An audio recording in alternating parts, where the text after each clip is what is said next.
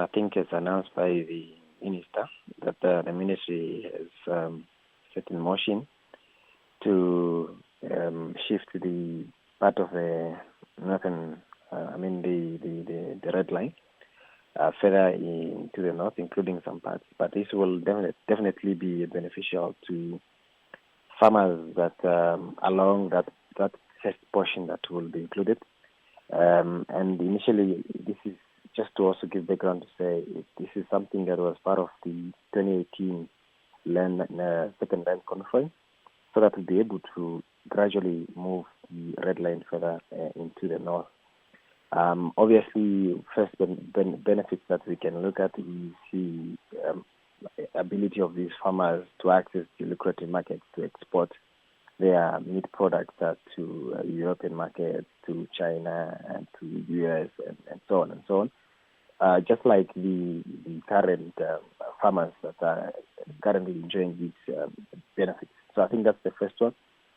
And obviously, the second one, we are looking at the ability of these farmers as well to have free trading of their products without the current limitations that are there due to the existing red line. So, Jona, how will the ministry ensure that those areas are indeed disease-free? Well, I think if we look at the status of diseases, most especially looking at economic diseases such as FMD, which is foot and mouth disease, and lung sickness and so on. Namibia is divided into 3 zones, if I'm not mistaken, which is first the free zone, where we don't have disease detection of most especially foot and mouth disease. That is south of the red line. And then protected zone, that is the northern part of the country. And then we have got the infected zone, that is on the other side of the Zambezi region. These status really, more especially for the part where we are targeting, we are looking at the number of years that we haven't picked up cases of FMD. I think it has been about 10 years now, if you look at the history of events, and more especially in disease surveillance.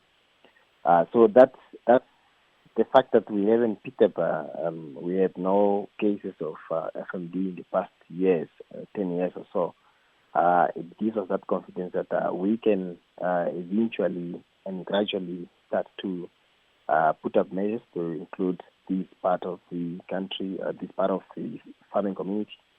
And it will happen gradually as we continue to monitor diseases in the northern communal areas, including the other part of the affected zone. Well, Namibia is perhaps the only African country that has access with its beef and lamb into the European market. How will the shifting of the red line boost the industry? Well, as I've indicated earlier, we will have more farmers that will have their livestock and products that will be able to access this market. And that really goes back to what the impact of the livestock sector does on the farm or to the farmers. Obviously, we expect better trading. We expect improved, living standard of these farmers, and we also expect business activities that are linked to this production to pick up. As we always say that we have to cultivate a culture of making sure that agriculture becomes agribusiness, and this is part of it, to continue motivating farmers so that they can be able to look at agriculture or livestock farming as business.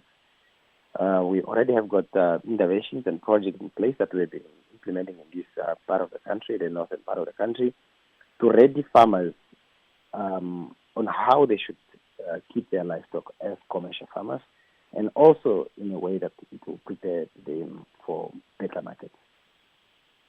Well, Jona, could this be a sign of completely removing the red line in the near future? The removal of the red line may, as we see it by by literally the literal meaning. It might not happen as such. What will happen and what is being planned is to shift and include further parts of the north into the section that is a part of the south of the red line. Complete removal will not be possible now unless otherwise, because the fences by its nature is still needed and still necessary when it comes to disease control. We are not going to shift necessarily. What we are going to do is add further compartments that will fit into the status that we are looking for, but not necessarily removing, but add, putting up additional facilities. We're looking at fences so that we can be able to include those, but removing might not be what we are looking at now. It's whether inclusion and also shifting some parts so that we can be able to have the same access and also same status. Because if you look at even Botswana, they still have got the fences here and there. And those fences are used for disease control, not necessarily just for marketing purposes, but they are used for disease control to say when a disease breaks out in this specific area, we are able to say we'll ring it off in the sense that we will not allow movement of livestock from this area to spread to the other parts. So it will still be very, very much necessary to us to have certain compartments where we can be able to say we still have got measures to use in cases of disease outbreaks.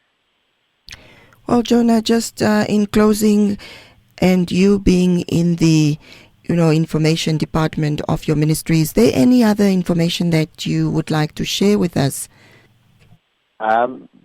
Really, it's just perhaps an encouragement to farmers so that they continue really adhering to how we should farm, especially considering the drought situation.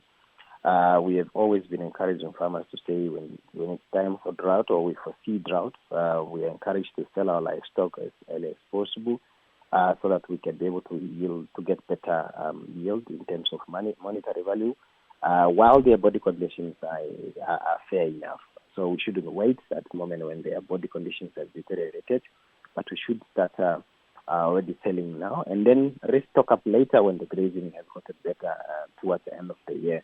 And maybe just a notice that we have also issued some notices there that has to do with one of our main system, which is called NAMLIT, that will be offline from the 23rd to the 27th of August because of some maintenance and upgrades. So we encourage farmers and all those that have got plans to move their livestock so they can apply for their stock brand.